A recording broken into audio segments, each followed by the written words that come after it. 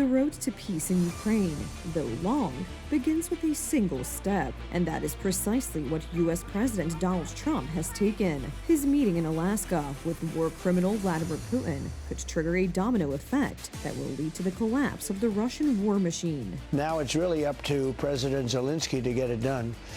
And I would also say the European nations, they have to get involved a little bit. President Trump, what's your message to Vladimir Putin, sir? Tomorrow, the White House will host the next stage of the American diplomatic offensive. Donald Trump will meet with Ukrainian President Volodymyr Zelenskyy. The main topic will be the trilateral meeting between Trump, Zelenskyy, and Putin, which, according to American media, may take place at the end of next week on Friday, August 22nd, somewhere on neutral ground. What Donald Trump is doing right now is a very serious attempt to end this conflict, which neither side can win, and it is an acknowledgement of a certain state of affairs. And Donald Trump is simply rising above it and saying, okay, let's think about what can be done about it. And he is making a concrete proposal.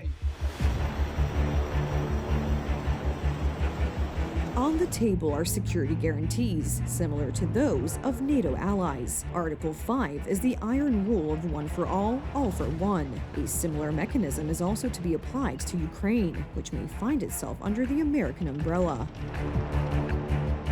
Most importantly are these security guarantees. How do they know that Russia will not attack them again? Putin just needs to be dissuaded from his absurd demand that Ukrainians leave Donbass. Washington is with us, and today in several forums we are deciding what we are going to discuss in Washington. Volodymyr Zelenskyy will not fly to Washington, D.C. alone. Le président Trump.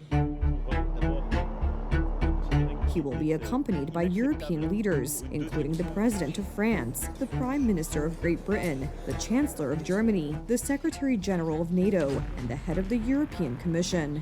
I'm very glad that I'm able to accompany you and other European leaders for the meeting tomorrow that we do have with the US President in the White House.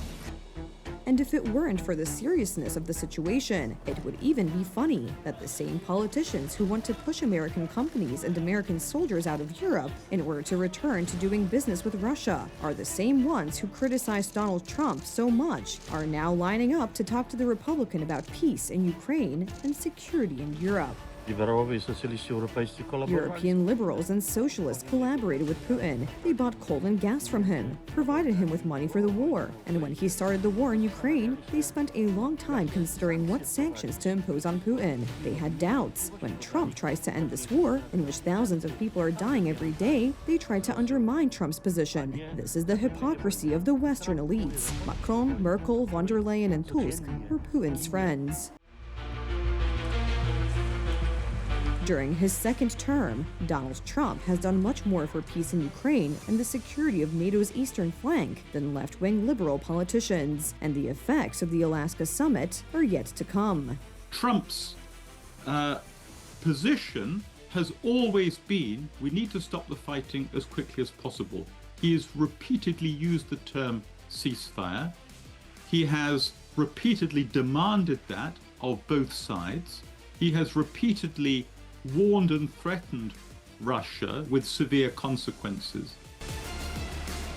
These will not be easy talks, but Donald Trump believes in the success of the peace mission.